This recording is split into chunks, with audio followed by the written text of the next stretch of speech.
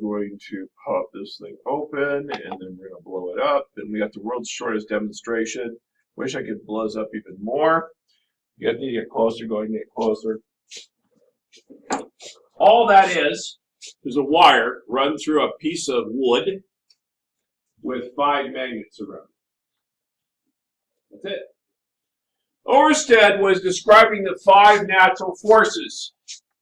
And when he got done, he was doing his demonstrations. He had one of each type of force. He had magnetism, he had electricity, he had actual gravitational force demonstration that he was really dumb, just drop something on a desk of gravity. Okay. So he was doing this, and he was wrapping up his wonderful lecture when he discovered something very strange had happened. His his compasses weren't pointing north. That's what compasses are supposed to do, right? Because the Earth has a magnetic field. And so he had these little things, and they're all supposed to be pointing north, and instead they were pointing someplace else, which seemed awful strange. Now I'm going to show you how he accidentally did this. He had a wire running through there, was running some electricity, was pushing something up here, a motor, and he had the compasses arrayed around his wire. And so as he was talking, he suddenly stopped talking, was staring at the table because something bizarre was happening before his very eyes. And that was specifically when he turned on the current. You're going to see the current turn on. Just a moment. The compasses changed directions. Not only did they change directions, but they changed direction in such a way that if you look closely, you can see this compass here goes this way, that one goes this way, this one goes that way. This one goes that one. This one's still kind of pointing north, which is not good for it. And this one's pointing that way. They're making a what? They're making a circle. What? They're making a circle. If I were to draw this, which I can't do because I don't have my tools, because I've got too many windows stinking open. God bless me. All right, let's see what I can do here. Got to get to something good. Okay, let's try that. There we go. We got it. Yeah, I don't even know what that is over here. Don't look at the right. There's probably something scary over there. So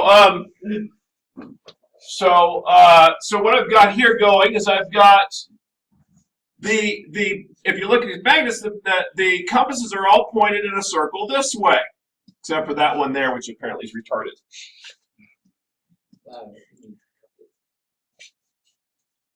So a wire, current traveling through the wire, and the current, by the way, this picture is traveling this way, creates a magnetic field, which over here goes this way, over here goes that way, right? Over here it's going that way, over here it's going that way. Over here it's going that way, and over here it's going that way.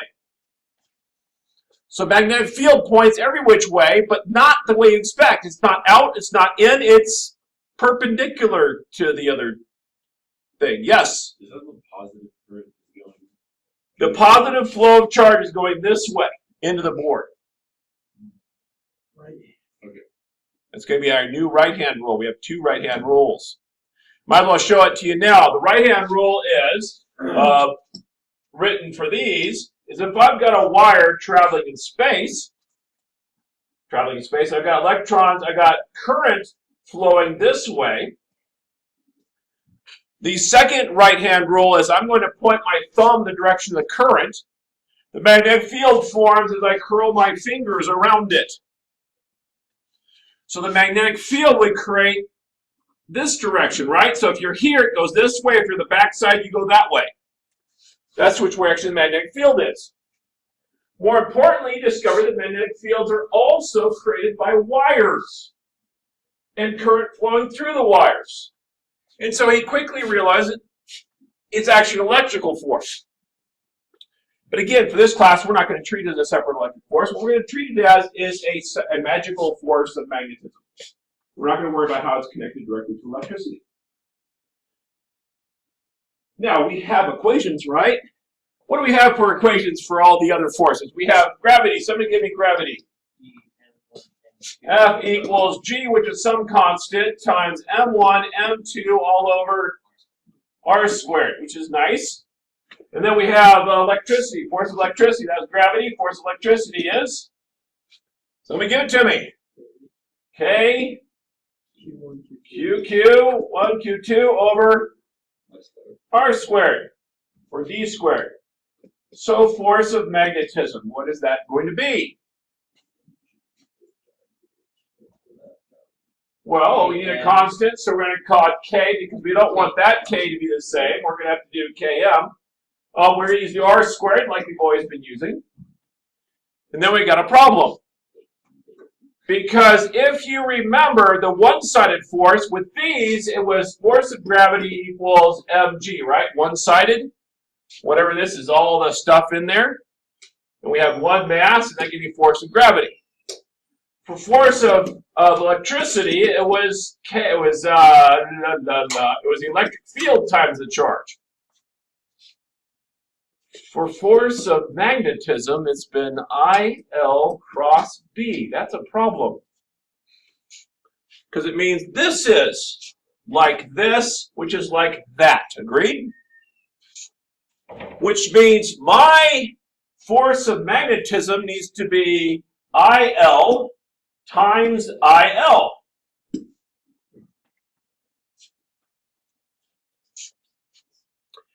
And if I were to extract one of the two ILs involved and leave behind everything else, what must this rest of this be? That must be the B, magnetic field. So very loosely described, the Biot-Savart law looks like K IL over R squared.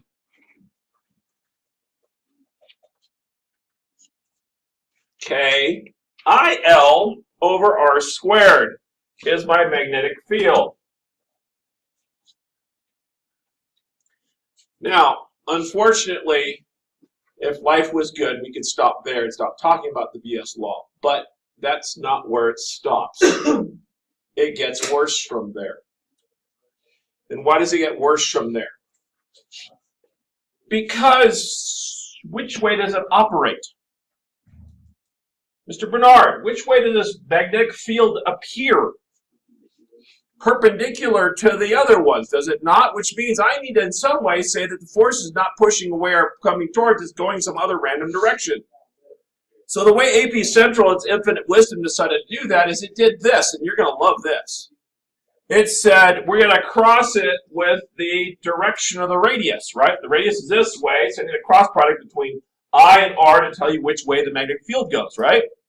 But I just multiplied by R on the top, so what do I got to do to fix that? I'm going to put an R on the bottom, so now I got an R cubed law sitting there, even though it's really an R squared law. Agreed? So far, so good?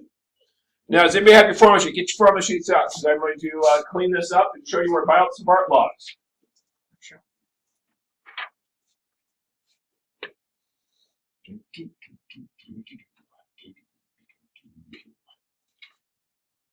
You guys find it? If you have one, you mind? Okay. So, Biot-Savart law gets even better because we know full well that the length here, its spot relative to the magnetic field at that spot there, is going to change. It's going to change in two fundamental ways. One way it's going to change, in fact, it's going to be farther away. It's going to be farther away. And the other way which is going to change is what? Yeah, the cross product's no longer going to work properly. So we're actually going to make this into an integral. The way we're going to make an integral is I'm going to slide along the L axis. So I'm going to say the part of the magnetic field is equal to K. I'm going to leave the K sitting there. I'm going to put an I. I'm going to write this as DL and leave the R over here because it doesn't make sense otherwise. Notice how R is a constant in this particular arrangement, because the distance between the wire and the thing. So we're just sliding along the L axis. We're finding each of the components as we slide along. That's not quite good enough. We need to make this more confusing. So we're going to make it look like the other law for electricity and magnetism. So we're going to get rid of K, because K is convenient, and we're going to change it into mu naught over 4 pi. There actually is a good reason for that, which we'll do next when we actually find a law we're going to use. Now, I used to say for years and years and years, I said, if you ever use this law, it's minus 1 point on the test. Guaranteed you're doing something wrong because they don't want you to use this. I can't say that anymore. There have been 3 times in the last 3 years on the 6 versions of the test where they have intentionally said, hey, using Biot-Savart law, and they even wrote it down because they knew we weren't teaching it, said, and the following approximations, and they basically walk you through how to use the law, which is kind of a big fat waste of time, but I think they're trying to make a point. Okay? If you on your own derive the need to have this, then you still are probably doing the wrong thing. So don't use it. What do I want you to know about it? It solves for the magnetic field. It is the right way to solve for magnetic field. Just like when we did those 4 special ed cases, those 4 special cases were the way to solve for the magnetic field. It's the correct way to solve for it in every case. We're just like we did in that chapter, though, we're going to throw this away and come up with a much better way to do it. It's much more convenient. Does that make sense? And it's going to look very much like Gauss because we're doing very much the same thing. So far, so good? Okay. So what's the direction of the magnetic field? Always perpendicular to the wire. It depends on which side you're on, which way it goes. That's nice. But you can use your right hand, thumb pointed in the direction of the current, curl your fingers around. That will tell you which way it is for whichever spot you happen to be in. And that's what this law does. It calculates it for you. So the rest of this worksheet you're going to ignore. Unless you've got a lot of time on your spare hand, on your hands, and want to actually try that just for the fun of it. Since none of you did only one of you did your homework, I'm going to assume that's not true. So now we're going to talk about the special case of Biot-Savart. So we're on to 14.5 for those of you watching the home game.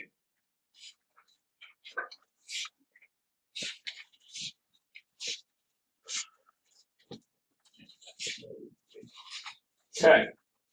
Biot-Savart is totally useless. They don't even use it in real college courses when we're supposed to be using these things. Instead, they use something called Ampere's law. I'm going to pause this.